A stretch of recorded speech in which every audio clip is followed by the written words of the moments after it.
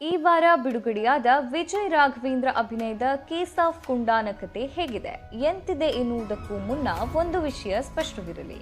ಸೀತಾರಾಮ್ ವಿನಯ್ ಚಿತ್ರದ ನಂತರ ಅದೇ ತಂಡದಿಂದ ಬರ್ತಾ ಇರುವ ಇನ್ನೊಂದು ಚಿತ್ರವಾದ್ದರಿಂದ ಮತ್ತು ವಿಜಯ್ ರಾಘವೇಂದ್ರ ಅವರು ಇಲ್ಲೂ ಸಹ ಪೊಲೀಸ್ ಅಧಿಕಾರಿಯಾಗಿ ಕಾಣಿಸಿಕೊಂಡಿರುವುದರಿಂದ ಇದು ಅದರ ಮುಂದುವರೆದ ಭಾಗ ಎಂದೆನಿಸಬಹುದು. ಎರಡರಲ್ಲೂ ವಿಜಯ್ ರಾಘವೇಂದ್ರ ಪೊಲೀಸ್ ಅಧಿಕಾರಿಯಾಗಿ ಕಾಣಿಸಿಕೊಂಡಿದ್ದಾರೆ ಮತ್ತು ಎರಡೂ ಚಿತ್ರಗಳು ಒಂದೇ ತಂಡದಿಂದ ಬಂದಿದೆ ಎಂಬುದು ಬಿಟ್ಟರೆ ಇದು ಅದರ ಮುಂದುವರೆದ ಭಾಗವಲ್ಲ ಮತ್ತು ಎರಡೂ ಚಿತ್ರಗಳ ಮಧ್ಯೆ ಸಾಮ್ಯತೆಗಳಿಲ್ಲ. ಅದೇ ಬೇರೆ ಇದೇ ಬೇರೆ. ಕೇಸ್ ಆಫ್ ಕುಂಡಾನ ಒಂದು ಅನಿರೀಕ್ಷಿತ ತಿರುವುಗಳ ಚಿತ್ರ. ಇಲ್ಲಿ ಏನನ್ನು ನಿರೀಕ್ಷಿಸುವುದಕ್ಕೆ ಸಾಧ್ಯವಿಲ್ಲ. ಟ್ರೇಲರ್ ನೋಡಿ ಚಿತ್ರ ಹೀಗಿರಬಹುದು ಎಂದು ತೀರ್ಮಾನಕ್ಕೆ ಬರುವುದು ಕಷ್ಟ. ಏಕೆಂದ್ರೆ ಇಲ್ಲಿ ಕೆಲವು ನಿಮಿಷಗಳಿಗೊಂದು ಅನಿರೀಕ್ಷಿತ ಘಟನೆ ನಡೀತಾ ಇರ್ತದೆ. ಅದು ಚಿತ್ರಕ್ಕೊಂದು ಹೊಸ ತಿರುವು ಕೊಡ್ತದೆ. ಅದರ ನಂತರ ಮತ್ತೊಂದು ಒಟ್ಟಾರೆ ಚಿತ್ರ ಮುಗೀತಾ ಇದ್ದಂತೆಯೇ ಏನಂದುಕೊಂಡು ಬಂದ ಚಿತ್ರ ಹೇಗೆ ಮುಗಿಯಿತು ಎಂದೆನಿಸಿದರೆ ಆಶ್ಚರ್ಯವಿಲ್ಲ. ಆ ಮಟ್ಟಿಗೆ ಚಿತ್ರದಲ್ಲಿ ತಿರುವುಗಳಿವೆ ಮತ್ತು ಅಷ್ಟೇ ಕುತೂಹಲ ಕೆರಳಿಸ್ತಾ ಇದೆ.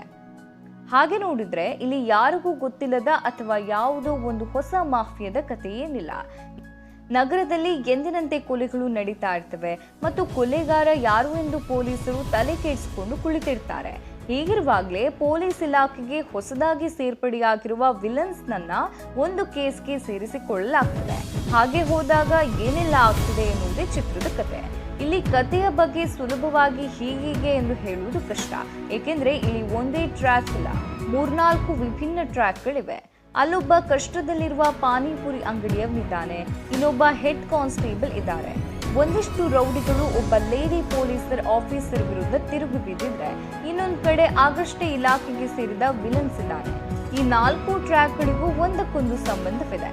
ಎಲ್ಲವೂ ಪರಸ್ಪರ ಕೂಡಿಕೊಂಡ ಟ್ರ್ಯಾಕ್ಗಳೇ. ಇದೆಲ್ಲದರ ನಡುವೆ ಒಂದಿಷ್ಟು ಅನಿರೀಕ್ಷಿತ ಘಟನೆಗಳಾಗಿ ಸಾವುಗಳು ಸಂಭವಿಸುತ್ತವೆ. ಪೊಲೀಸರು ತನಿಖೆಗಿಳಿಯುತ್ತಾರೆ. ಯಾರು ಸತ್ರು, ಹೇಗೆ ಸತ್ರು, ಇಲ್ಲಿ ಹೀರೋ ಯಾರು, ವಿಲನ್ ಯಾರು ಎಂಬುದನ್ನ ಚಿತ್ರಮಂದಿರದಲ್ಲೇ ನೋಡ್ಬೇಕು. ಸಾಮಾನ್ಯವಾಗಿ ಒಂದು ತನಿಖೆಯ ಚಿತ್ರ ಎಂದ್ರೆ ಅಲ್ಲಿ ಕೊಲೆಗಾರ ಯಾರು ಎಂಬ ವಿಷಯ ಪ್ರಧಾನ ಪಾತ್ರ ವಹಿಸುತ್ತದೆ. ಆದರೆ ನಿರ್ದೇಶಕ ದೇವಿ ಪ್ರಸಾದ್ ಶೆಟ್ಟಿ ಬೇರೆಯದೇ ರೀತಿಯಲ್ಲಿ ಯೋಚಿಸಿದ್ದಾರೆ. ಇಲ್ಲಿ ಒಂದಿಷ್ಟು ಸಾವುಗಳು ಸಂಭವಿಸುತ್ತವೆ ಮತ್ತು ಅದರಲ್ಲಿ ತನ್ನ ಹೆಜ್ಜೆಜಾಡು ಮೂಡದಂತೆ ಹೇಗೆಲ್ಲ ಪ್ರಯತ್ನಗಳಾಗ್ತವೆ ಮತ್ತು ಅದರ ನಡುವೆಯೂ ಪೊಲೀಸರು ಹೇಗೆ ಇಡೀ ಚಕ್ರವ್ಯೂಹವನ್ನ ಭೇದಿಸ್ತಾರೆ ಎಂಬುದನ್ನ ಬಹಳ ಆಸಕ್ತಿಕರವಾಗಿ ಹಿಡಿದಿಟ್ಟಿದ್ದಾರೆ. ಚಿತ್ರದಲ್ಲಿ ಮೊದಲ ಗೆಲುವು ಬರವಣಿಗೆಗೆ ಸಲ್ತದೆ. ಆನಂತರ ಮೇಕಿಂಗ್ ಕಲಾವಿದರಿಗೆ ಸಂದಾಯವಾಗ್ತದೆ. ಕನ್ನಡದಲ್ಲಿ ಸಾಕಷ್ಟು ತನಿಖೆಯ ಚಿತ್ರಗಳು ಬಂದಿವೆ. ಆದರೆ ಅವೆಲ್ಲಕ್ಕಿಂತ ವಿಭಿನ್ನವಾಗಿ ಮತ್ತು ಹೀಗೂ ಮಾಡಬಹುದು ಎಂದು ತೋರಿಸಿಕೊಟ್ಟಿದ್ದಾರೆ ದೇವಿ ಪ್ರಸಾದ್ ಶೆಟ್ಟಿ. ವಿಜಯ್ ರಾಘವೇಂದ್ರ ಇದುವರೆಗೂ ತಮ್ಮ ಚಿತ್ರಗಳಲ್ಲಿ ಕೆಲವು ಪ್ರಯೋಗಗಳನ್ನು ಮಾಡಿದ್ದಾರೆ. ಇಲ್ಲಿ ಬೇರೆ ವಿಜಯ್ ರಾಘವೇಂದ್ರ ಅವರನ್ನೇ ನೋಡಬಹುದು. ಈ ತರಹದ ಪಾತ್ರಗಳನ್ನ ಹೀರೋಗಳು ಅಷ್ಟು ಸುಲಭಕ್ಕೆ ಒಪ್ಪೋದಿಲ್ಲ. ವಿಜಯ್ ಆ ಧೈರ್ಯ ಮಾಡುವುದರ ಜೊತೆಗೆ ತಮ್ಮ ಪಾತ್ರವನ್ನು ಬಹಳ ಚೆನ್ನಾಗಿ ನಿಭಾಯಿಸಿದ್ದಾರೆ.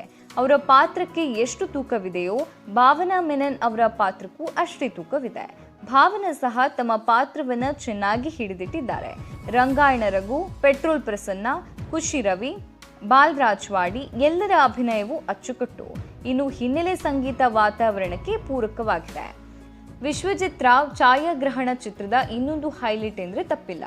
ಡ್ರೋನ್ ಶಾಟ್ಗಳಿರಲಿ ಅಥವಾ ಕ್ಲೈಮ್ಯಾಕ್ಸ್ ಫೈಟ್ ಇರಲಿ, ಇಡೀ ಚಿತ್ರವನ್ನ ಬಹಳ ಚೆನ್ನಾಗಿ ಕಟ್ಟಿಕೊಟ್ಟಿದ್ದಾರೆ ವಿಶ್ವಜಿತ್. ಹಿರಿಯ ಪತ್ರಕರ್ತ ಮತ್ತು ಲೇಖಕ ಜೋಗಿ ಅವರು ಸಂಭಾಷಣೆಗಳನ್ನು ಬರೆದಿದ್ದರಾದ್ರೂ ಇಲ್ಲಿ ಸಂಭಾಷಣೆಗಳು ಕಡಿಮೆ, ಮೌನ ಜಾಸ್ತಿ. ಇತ್ತೀಚಿನ ದಿನಗಳಲ್ಲಿ ಹಲವು ಕ್ರೈಮ್ ಥ್ರಿಲ್ಲರ್ಗಳು ಬಂದಿವೆ. ಆದರೆ ಕೇಸ್ ಆಫ್ ಕುಂಡಾನ ಇವೆಲ್ಲ ಚಿತ್ರಗಳಿಗಿಂತಲೂ ವಿಭಿನ್ನವಾಗಿ ನಿಲ್ಲುವ ಚಿತ್ರ. ಮಿಸ್ ಮಾಡದೆ ನೋಡಿ.